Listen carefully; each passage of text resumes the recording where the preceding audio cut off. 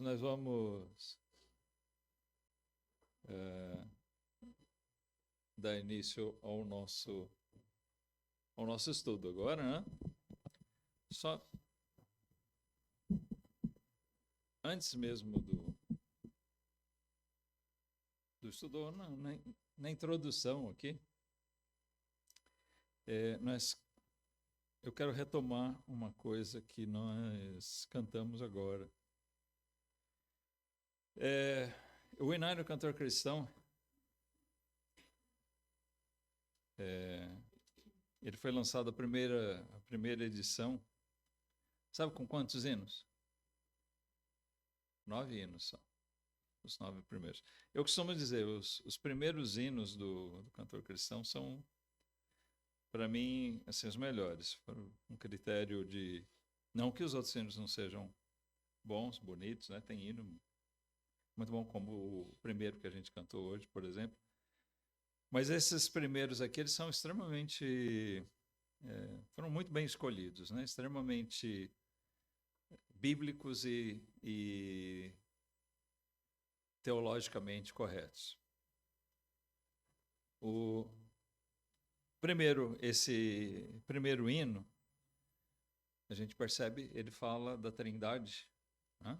A primeira estrofe é voltada em louvor ao Pai, a segunda ao Filho, a terceira ao Espírito Santo, que é o nosso assunto, e a quarta, né, ele louva esse Deus trino, o poderoso Deus.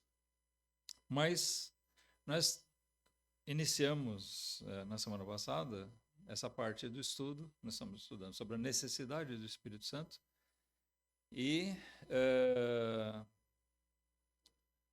nós estamos vendo justamente a necessidade do Espírito Santo na vida do crente. Né? Nós vimos como ele aparece, como ele é essencial na história do Antigo Testamento, na vida daqueles homens que Deus usou, a presença de Deus no mundo através do seu Santo Espírito, habilitando homens, movendo homens, capacitando homens, a presença de Deus aqui, sustentando a terra. A Bíblia que nós temos, os livros escritos do Antigo Testamento são inspirados pelo Espírito Santo, foram homens movidos por ele, reis governaram, líderes como Moisés, todos eles capacitados pelo Espírito Santo.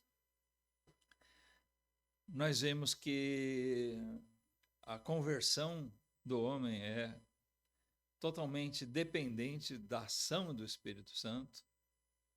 Nós nascemos verdadeiramente do Espírito, uma das expressões bíblicas. E então nós chegamos àquele ponto de enxergar que o Espírito Santo é essencial na nossa vida. Então, de maneira nenhuma nós podemos cometer aquele crime, aquele pecado de extinguir o Espírito Santo. Como a gente tem chamado a atenção, é o ato de anular a ação do Espírito Santo na nossa vida e na vida da igreja. Quando o autor desse hino louva a Deus na pessoa do Espírito Santo, prestem atenção no que ele diz. Ele diz: a ti, ó Deus, real Consolador, o verdadeiro Consolador, aquele enviado por Cristo para confortar a igreja, divino fogo santificador. Aqui já dá uma deixa, né, sobre a essência da necessidade do Espírito Santo, nossa santificação.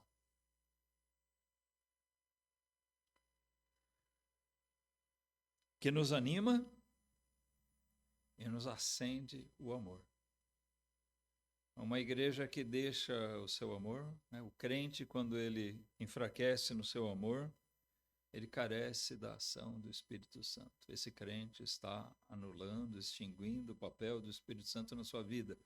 Porque se o Espírito Santo estiver com livre agência na nossa vida, irmãos, nós somos movidos à santificação, a um maior ânimo, a um maior amor.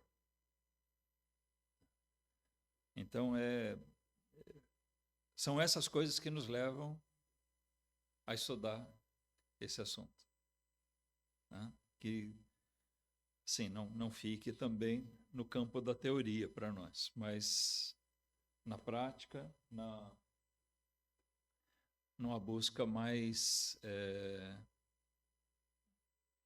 vamos dizer, mais contundente de nós sermos cheios, plenos do Espírito Santo.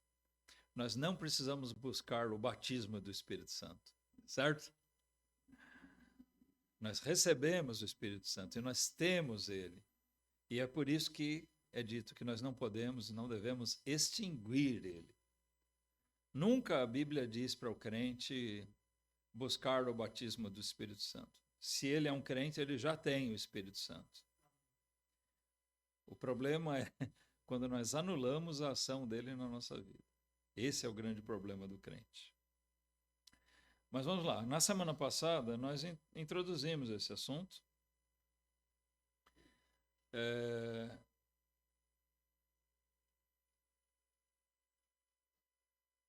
Em parte, irmãos, eu aproveitei a ausência de muitos irmãos.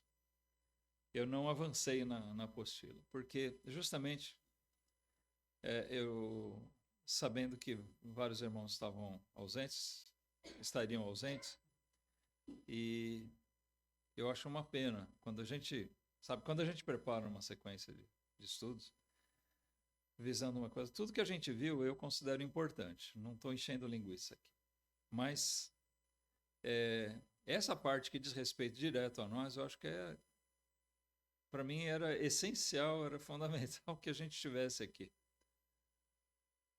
Num número, se não total da igreja, mas pelo menos um maior número, para um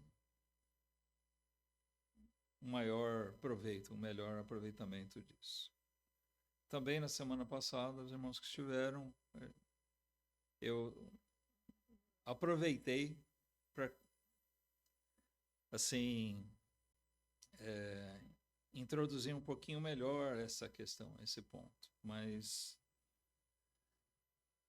pelo menos tentei fazer isso. Espero ter tido êxito nisso, ter feito, né? Mas nós não avançamos naquilo que eu já tinha no meu esboço aqui. Depois eu quero compartilhar com os irmãos esses esboços. Não é uma apostila, em forma de esboço mesmo, com alguns tópicos, pouquíssimos comentários. Tá? É bem resumido dentro daquilo que a gente tem visto. Bom, mas nós vimos que uma vez que o crente, ele é nascido do Espírito, pela ação do Espírito Santo, o Espírito Santo passa a habitar nele. Então nós vamos ler Romanos 8:9.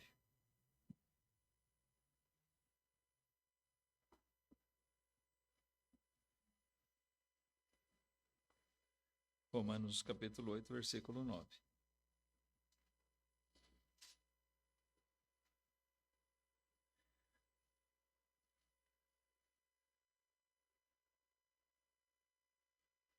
Tá. Esse versículo já fez parte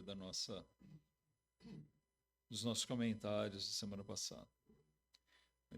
Paulo escreveu aos Romanos: vós, porém, não estáis na carne, mas no Espírito, se é que o Espírito de Deus habita em vós.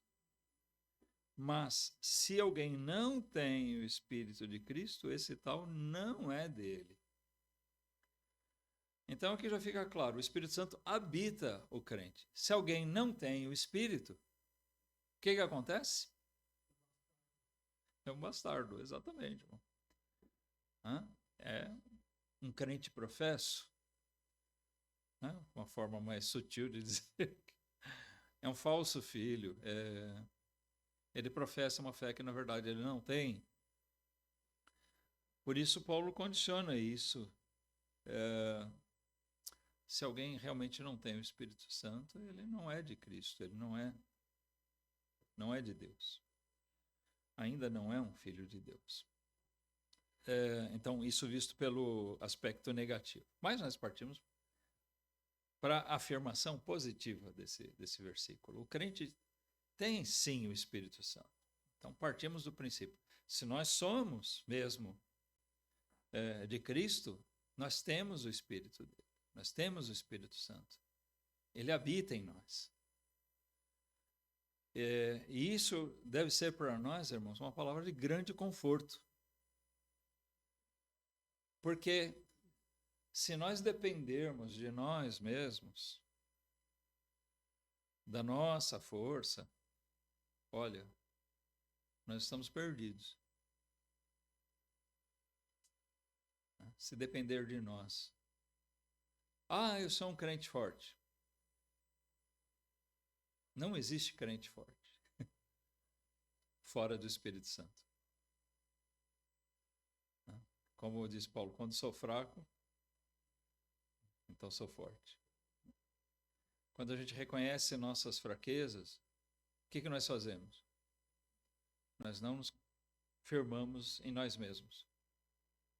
Nós buscamos auxílio. Certo? Geralmente é assim na vida. Quando a gente é muito senhor de si, quando a gente se acha muito capaz, a gente vai na nossa própria força, no nosso próprio conhecimento. Não, disso eu entendo. Eu sou bom nisso. Né? Esse é o primeiro passo para o fracasso, principalmente do crente. Quando a gente acha que é bom demais e que se garante. Então, eu vou fazer. Tranquilo, está sob controle, né? Está na minha mão. Essa é a nossa perdição, irmãos. E se nós conduzirmos a nossa vida espiritual dessa maneira, realmente, o que nós fazemos? Nós colocamos o Espírito Santo de lado, nós extinguimos o Espírito Santo. Ele habita em nós não é por acaso. É porque se faz necessário isso. Deus sabe muito bem que nós carecemos, nós necessitamos do Espírito Santo para vivermos aqui nesse mundo conforme a vontade dele. Para nós superarmos as dificuldades da nossa carne, as fraquezas da nossa carne, ainda com muita luta, né? Mas quanto mais o Espírito Santo estiver agindo na nossa vida, mais nós vamos vencer a carne. Aí é onde a gente usa aquela expressão que aquele crente que vence a carne, ele é o quê? Aquele irmão é espiritual. A gente não usa essa expressão? É isso, é espiritual. Por quê? Porque ele é cheio do Espírito Santo. Você vê nas ações dele, ele é revestido do Espírito Santo. O Espírito Santo age na vida dele. Isso está à disposição de todo crente. Então, se a gente for se firmar em si mesmo, em nós mesmos, é de se prever um grande fracasso. Mas quando a gente se coloca mais dependente do Espírito Santo e busca a direção do Espírito na nossa vida, é onde nós conseguimos enxergar nossos erros, porque o Espírito Santo dá discernimento. Amém. Tá? É onde a gente, então, encontra forças para vencer as nossas fraquezas. Porque o nosso vigor espiritual vem de Deus, através do seu Espírito. Tá? O Espírito Santo presente no crente, ele traz primeiramente para nós paz. Por quê? Vamos ver Efésios 1.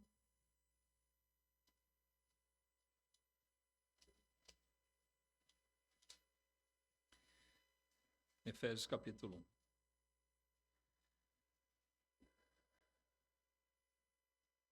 Versículo 13, versículos 13, 14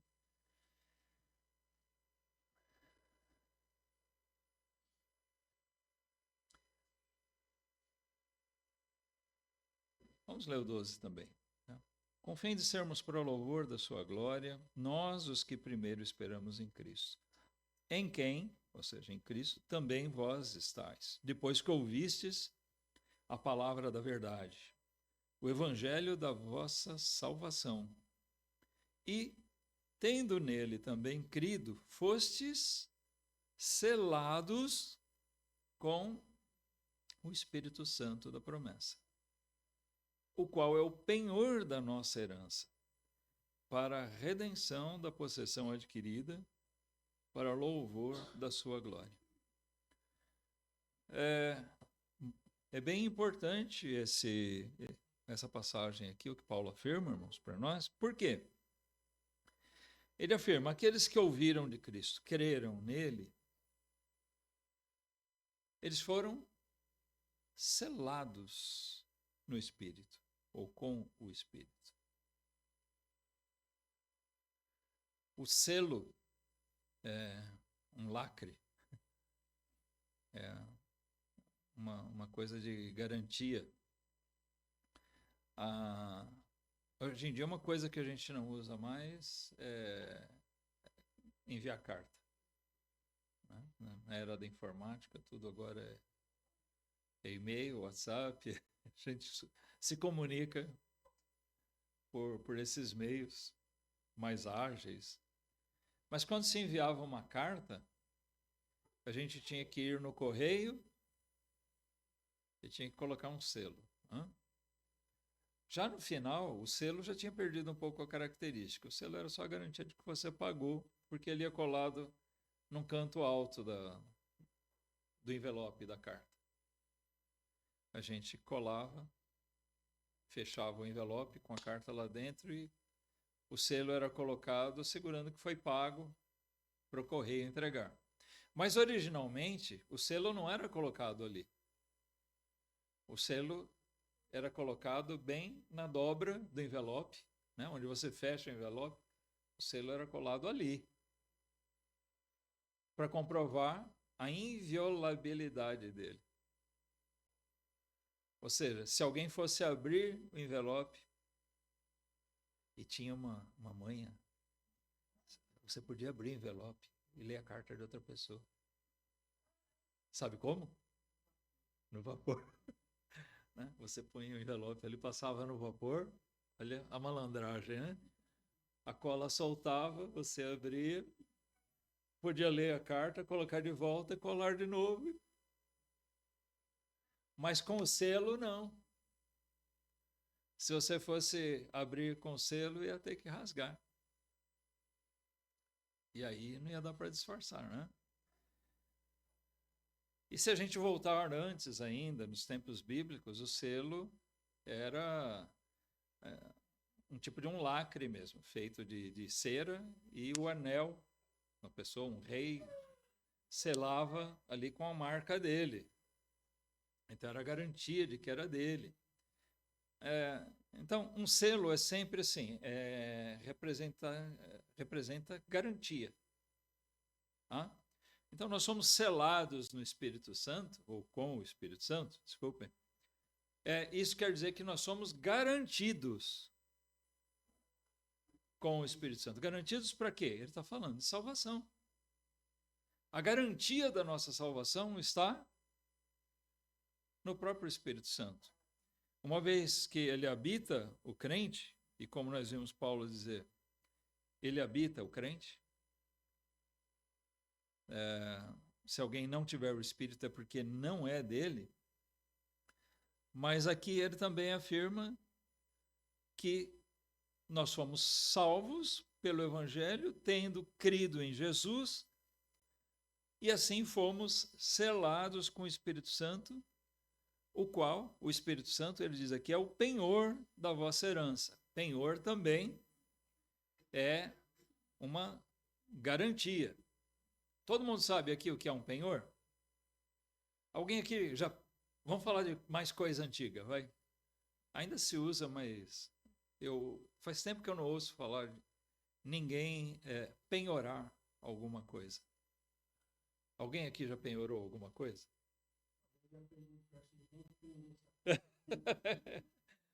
Você dá um bem em garantia, né? Você não sabe, mas você penhorou.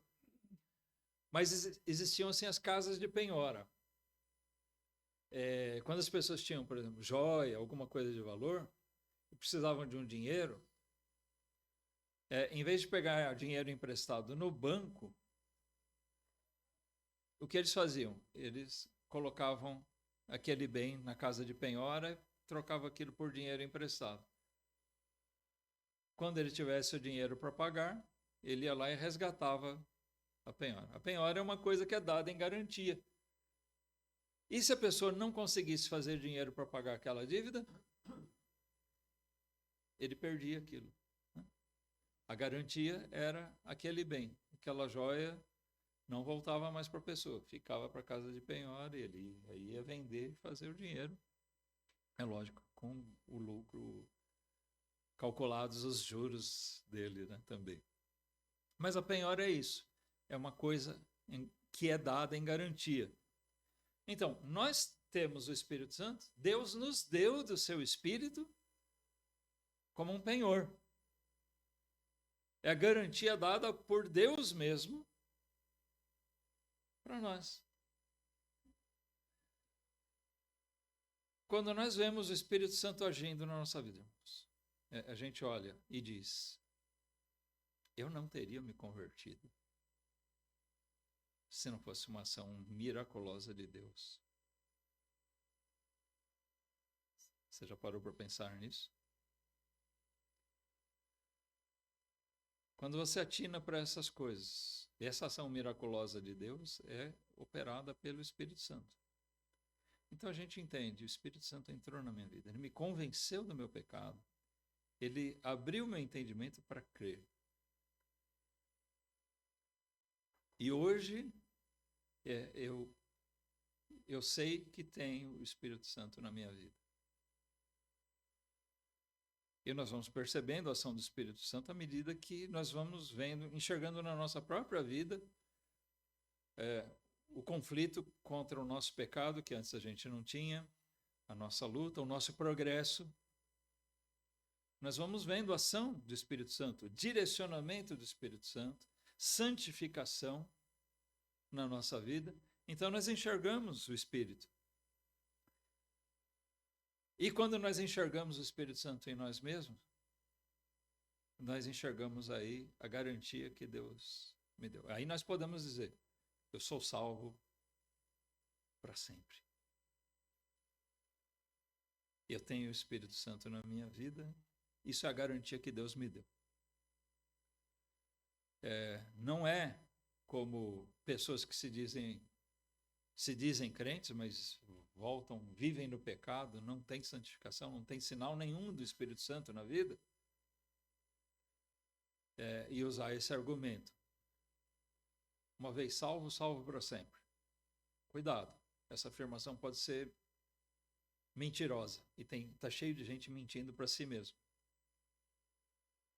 Porque não há indício, nem ele pode enxergar indício do Espírito Santo na vida dele. Nem ele, nem os outros. Mas quando a gente enxerga esses sinais da presença do Espírito Santo, irmãos, é para a gente se maravilhar. Quando o crente peca e fica triste por isso, é bom sinal. Agora, quando alguém que se diz crente peca e não está nem aí, é um mau sinal, porque ou o Espírito Santo está anulado ali, extinto, ou ele não tem o Espírito Santo mesmo. Mas o crente, ele peca, ele se ressente. Ele ofende alguém, ele solta um palavrão, ele faz alguma coisa desonesta, qualquer coisa, algum pensamento, ele vai se entristecer por ter transgredido a palavra de Deus. Se ele fala uma blasfêmia, então, fala alguma coisa, às vezes até em brincadeira, ele vai se ressentir. Qualquer pecado que seja, irmãos, ele vai ficar triste por isso. Isso é sinal do Espírito Santo. Sabe? O fato de a gente ter o Espírito Santo não assegura que nós não vamos pecar. Nós vamos minimizando o pecado, porque o Espírito Santo nos leva à santificação. Mas ele não anula o fato de que nós estamos na carne e de que nós vamos pecar. Mas o crente também tem isso ainda. Quando ele peca, o Espírito Santo, ativo, acusa intimamente. O Espírito Santo nos acusa. Ele cutuca. Ei, Valdir, você não devia ter falado isso.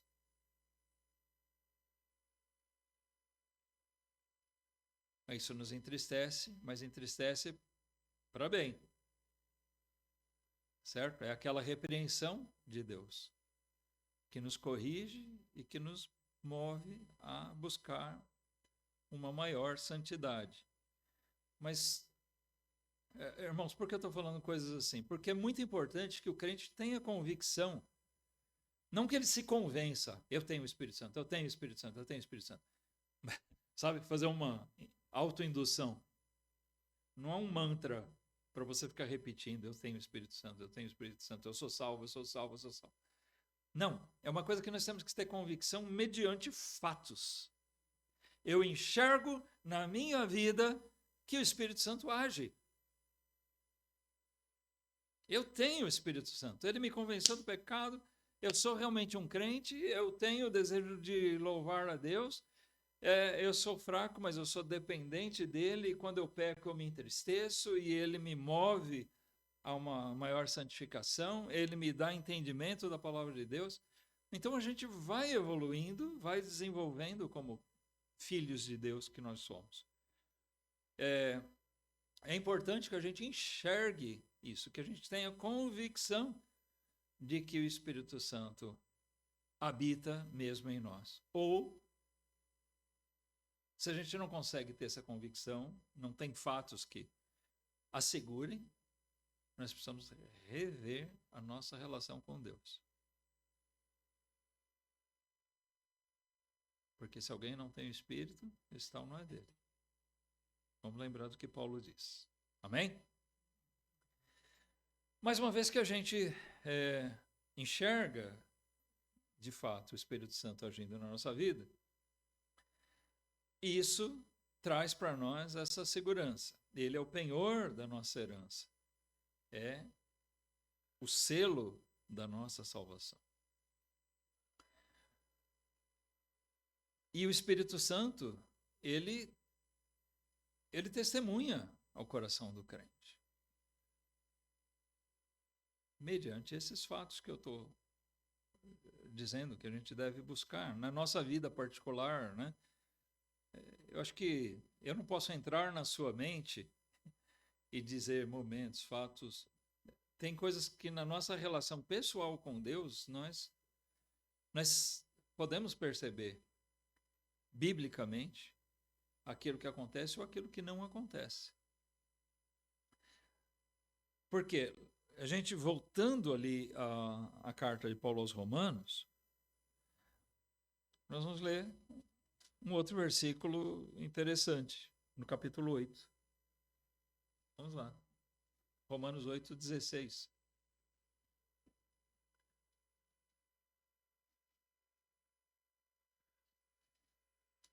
Na verdade, outro versículo bem conhecido nosso. Porque ele diz, o próprio Espírito, ele diz aqui, ele fala sobre o Espírito Santo, o próprio Espírito testifica com o nosso Espírito que somos filhos de Deus.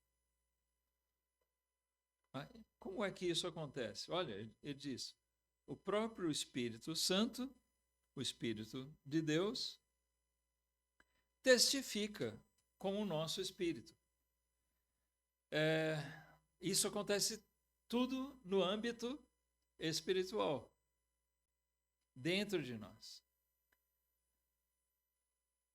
O homem, ele tem uma parte material, corpo, que é a carcaça, né, onde nós habitamos.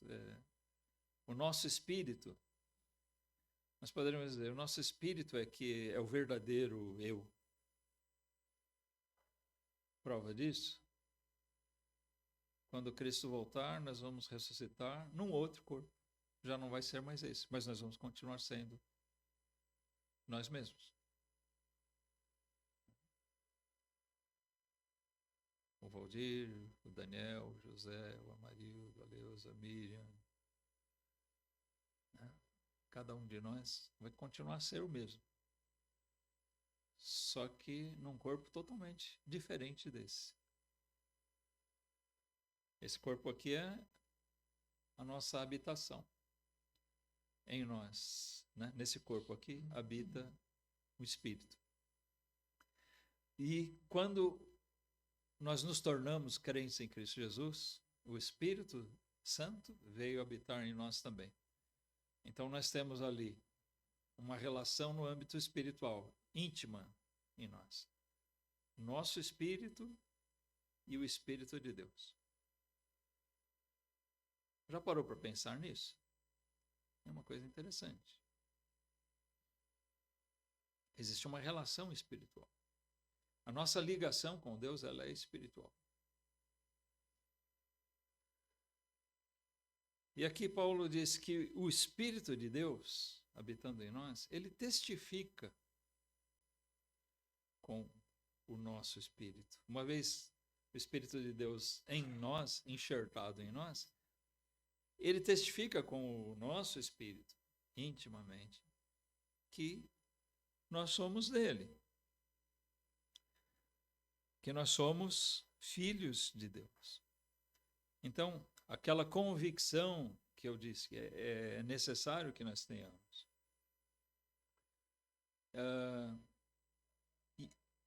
Eu disse, olha, essa convicção não vem de autoindução, de a gente se convencer crente, mas vem de fatos. Né? E se você ler os versículos anteriores, você vai poder enxergar isso. Por exemplo, versículo 13, porque se viverdes segundo a carne, morrereis, mas se pelo Espírito mortificardes as obras do corpo, vivereis. Porque todos os que são guiados pelo Espírito de Deus, esses são filhos de Deus. Então, nós enxergamos direção do Espírito de Deus em nós.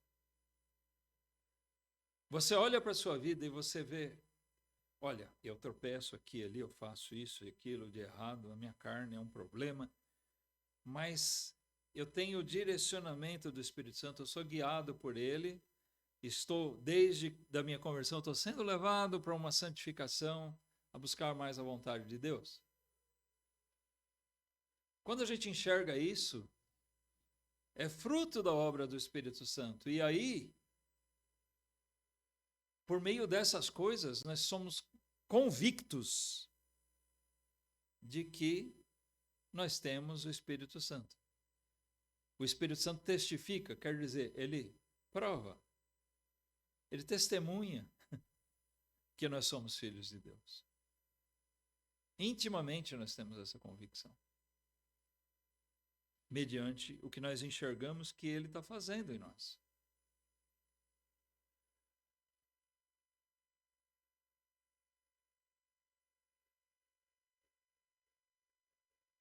O Espírito Santo é necessário porque Deus visa a nossa santificação e o Espírito Santo santifica o crente. Gálatas 5.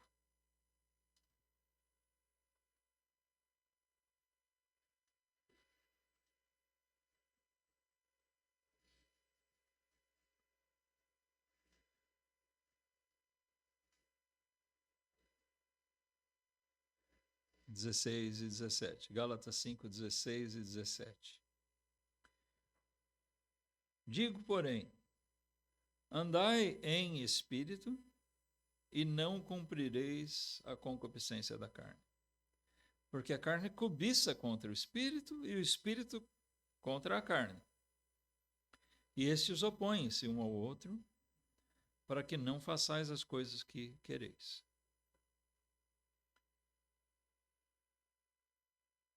Ande no Espírito. Como é andar no Espírito? andar em espírito ou no espírito. Algumas versões variam aqui. Como é andar em espírito?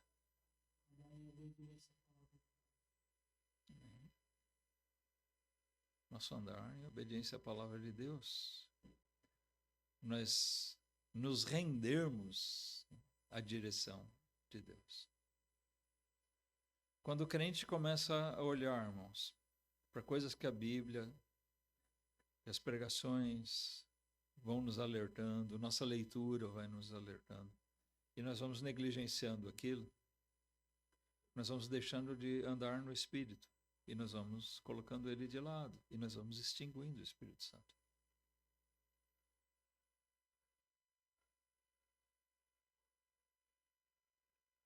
Ah, mas eu sou forte, eu me garanto. Não, lembra disso.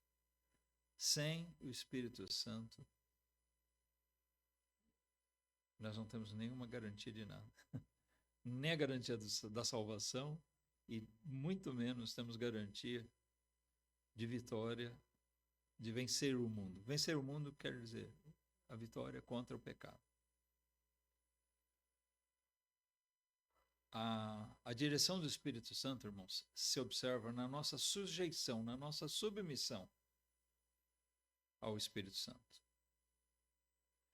Quando por exemplo, né, uma moça, uma mulher cristã, ela conhece os princípios bíblicos. O que a Bíblia ensina sobre vestimenta? Você tem que ser cafona, ridícula. É o que a Bíblia fala? Não. Mas o que a Bíblia fala? Tem que haver decência, modéstia. As mulheres castas. Estou dando só um exemplo pegando as mulheres, desculpa, tá? Mas esse princípio se aplica a todo crente em várias coisas. Mas eu quero dizer, quando a mulher sucumbe a isso, ela sabe o que a Bíblia ensina. A palavra de Deus ensina isso, eu preciso ser decente. E lamentavelmente, irmãos, muitas irmãs, tá? Eu digo no geral, muitas irmãs, e não estou acusando nenhuma aqui, mas muitas irmãs parecem que não têm a capacidade de se olhar no espelho e olhar se está decente ou não. Né? A roupa curta, decotada, expondo o corpo, sensual, roupa marcada. Isso não é bom, isso não é decente. Ah, mas a Bíblia foi escrita 2000 anos atrás. Né? Deixa eu fazer uma abertura aqui para a modernidade. Eu não posso me vestir como uma velha. O duro é que tem muita velha que não quer se vestir como velha, mas... Então, o que acontece? Ela começa, né, a deixar algumas coisas que ela sabe, estão lá na Bíblia. Mas, em detrimento, ela coloca em detrimento a palavra de Deus, conforme o conforto dela social, como as pessoas enxergam ela, como ela se sente, ela quer se sentir atraente. Olha a carne, né, o pecado. Então, quando a gente começa a abrir mão dessas coisas, nós vamos deixando a direção do Espírito Santo. Como eu disse, eu estou usando isso aqui para as irmãs, né, usando o exemplo das mulheres, mas os homens fazem isso também. Tá? Abrem mão de preceitos bíblicos, e quando nós abrimos mão de preceitos bíblicos, nós abrimos mão do Espírito Santo, porque é ele que faz a gente lembrar, opa, tem aquilo que a Bíblia diz. Se a Bíblia diz, e eu sou um crente, eu devo guardar aquilo, eu devo aplicar, se é o que a Bíblia ensina que é o certo. Amém? Quando a gente faz isso, irmãos, é a direção do Espírito Santo. E ele nos direciona a uma vida santa.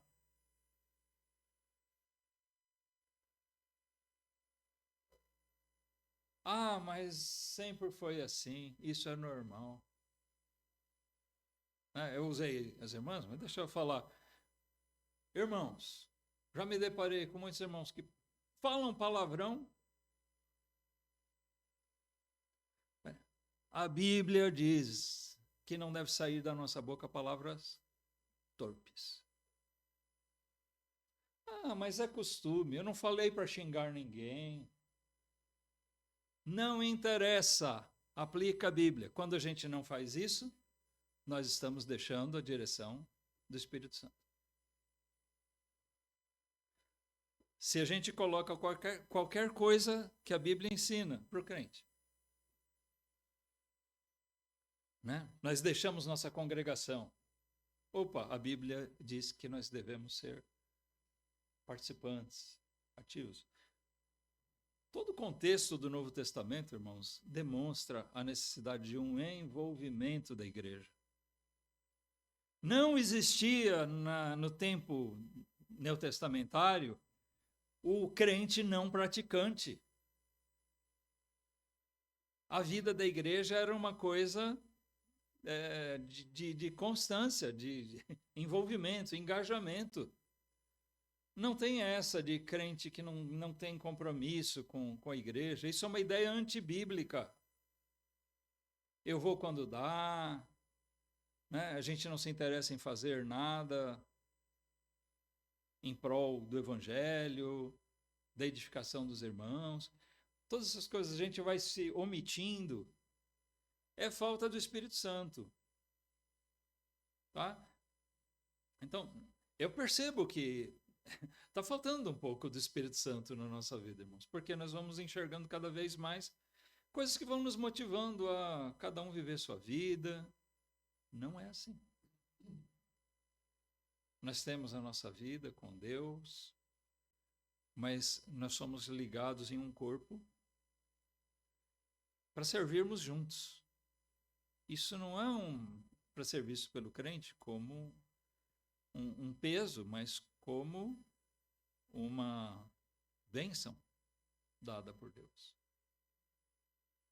E quando nós enxergamos isso, porque é assim que a Bíblia apresenta, pode olhar lá. Né? Quando nós aplicamos isso, nós estamos vendo a direção do Espírito Santo.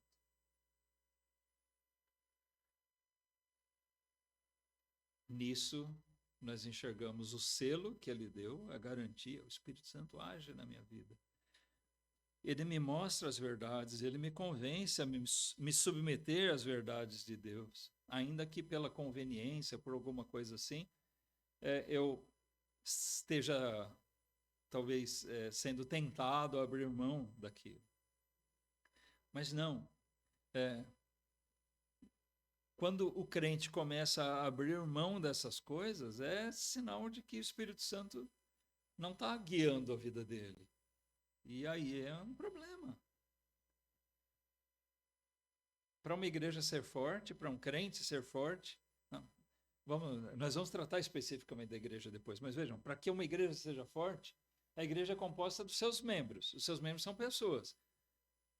Né? São pessoas crentes. Então é necessário que essas pessoas sejam fortes. Isso é que vai fazer, né? Pessoas fortes vão fazer lares fortes e esses lares fortes vão fazer igrejas fortes. O fracasso de uma igreja reflete o nosso fracasso pessoal. Começa tudo na nossa relação particular, pessoal com Deus. Depois vai se ampliando isso no nível da igreja.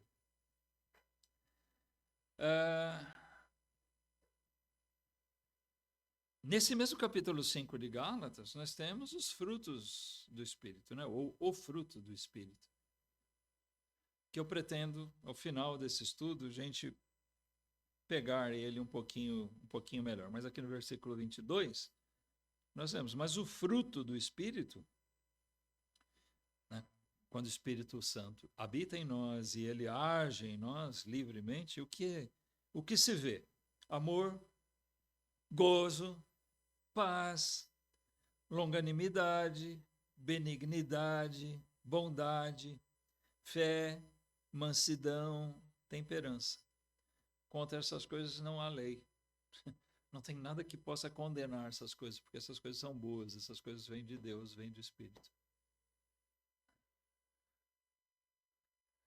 Romanos 8,14. Vamos voltar para o capítulo 8 de Romanos. Nós já lemos esse versículo, mas aqui cabe nós revermos ele. Porque, lembra do que ele diz? Todos que são guiados pelo Espírito de Deus, esses são filhos de Deus. Nós enxergamos a direção de Deus, a presença do Espírito Santo, pelo fato de sermos guiados por ele. Ainda aqui no capítulo 8 também, vamos ver o versículo 26. Também Paulo diz aqui, da mesma maneira também o Espírito, mais uma vez ele falando sobre o Espírito Santo, ele ajuda as nossas fraquezas. A tradução desse versículo aqui fica um pouquinho confusa, né? Porque parece, eu sou fraco, ele ajuda a minha fraqueza.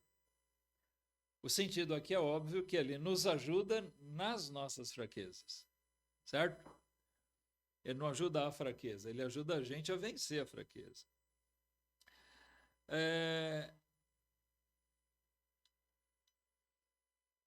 Observado isso, né? Leamos o versículo inteiro, ele diz, da mesma maneira também o Espírito ajuda as nossas fraquezas, porque não sabemos o que havemos de pedir como convém.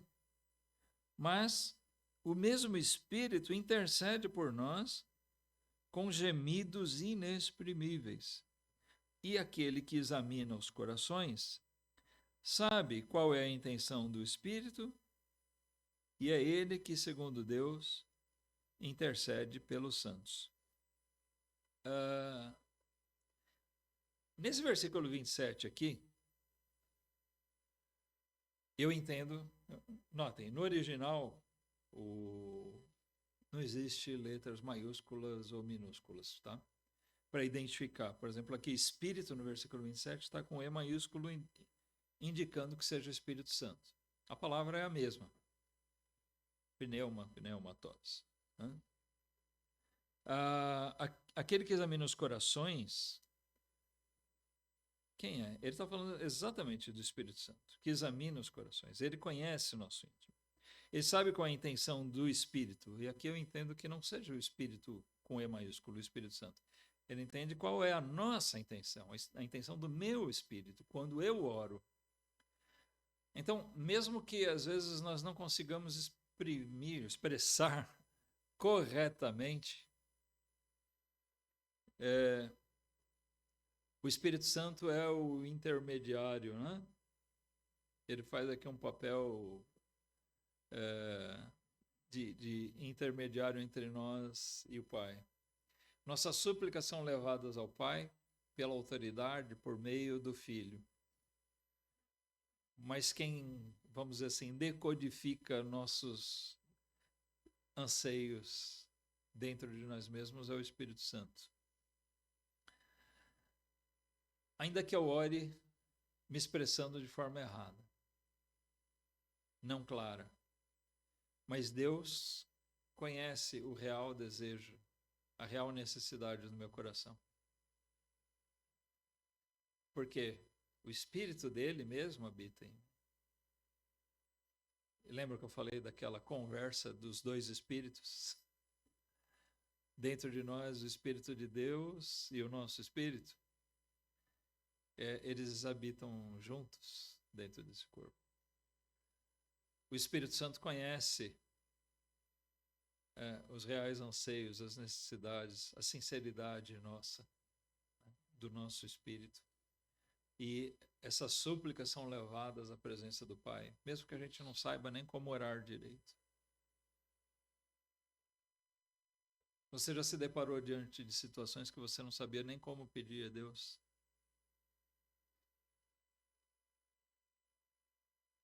Ou já orou por coisas que você estava orando realmente na boa intenção, mas depois você viu que você estava orando pedindo uma coisa errada. Olha, Deus não foi enganado. Ele sabia qual era a intenção real do seu coração.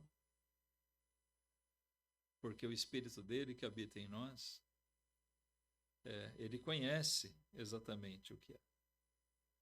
As nossas súplicas chegam ao Pai direitinho, conforme a sinceridade do nosso coração.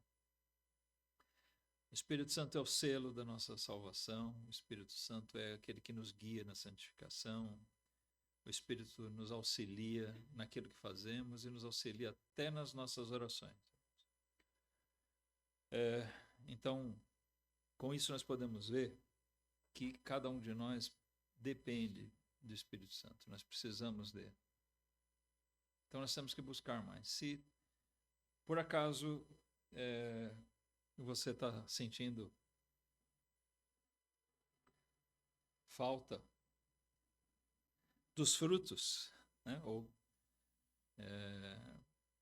dessas coisas que são, na verdade, a mostra da presença do Espírito Santo na sua vida, o que nós precisamos fazer? Nós precisamos buscar mais do Espírito. Nós precisamos clamar por isso e nós precisamos tomar atitude.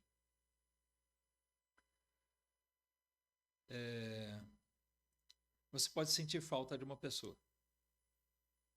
Talvez um grande amigo, um parente. E você, você percebe, você está sentindo falta daquela pessoa. Você pode lembrar e sentir um grande desejo. Como seria bom tê-la, essa pessoa, poder bater um papo com ela, ter ela ao meu lado.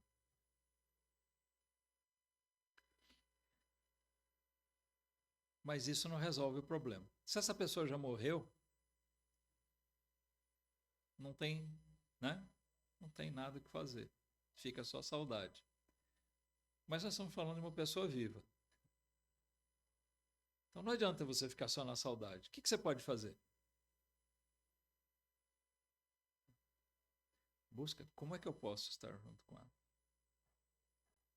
Posso chamar ela para vir na minha casa? Eu vou procurar ela. Você entende o que eu estou dizendo agora? Eu estou falando do Espírito Santo. Se nós sentimos falta dele na nossa vida, não é só, Senhor, acrescenta mais do Espírito, me faz mais espiritual, me faz mais forte. Senhor, me anima. A gente pedir para os outros irmãos orarem por nós. Tal.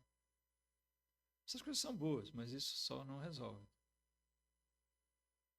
Nós precisamos, não precisa nem mandar e-mail, nem mensagem no WhatsApp. Nós precisamos buscar o Espírito Santo. A gente se aproximar dele. Por meio da palavra, de oração e de sujeição. Se nós somos crentes, o Espírito Santo habita em nós. Ele não foi embora. Ele pode estar ali apagadinho, mas ele está lá presente em nós. Amém? Então o que a gente precisa fazer? Espírito Santo. Eu tenho te colocado de canto. Mas eu quero que o Senhor haja mais na minha vida. A gente fazer um compromisso, de reativar a plenitude do Espírito Santo na nossa vida. Submissão à palavra. Buscar dedicação a Deus. O vigor vem, os frutos vêm. Se o Espírito Santo está em nós, ele está pronto para agir.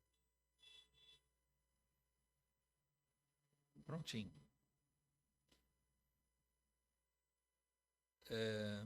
Eu usei uma das expressões, a gente enfatizou mais, extinguir o Espírito Santo, mas lembram que outra expressão usada não entristeçais o Espírito. A gente ofende, entristece o Espírito, desprezando o papel dele. E ele fica de canto na nossa vida. Mas quando nós clamamos, vem Espírito Divino, né? Vem, age na minha vida. Ele está ali, pronto para agir.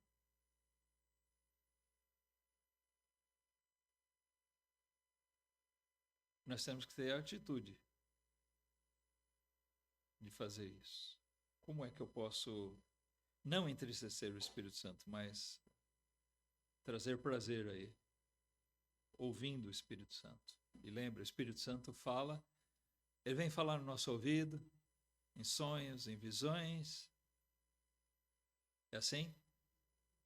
Não, ele fala por meio da palavra, a palavra de Deus. O Espírito Santo vai falar no nosso coração.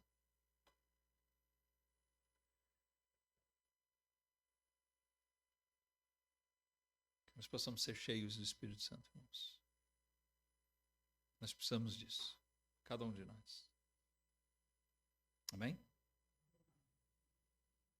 Vamos lá.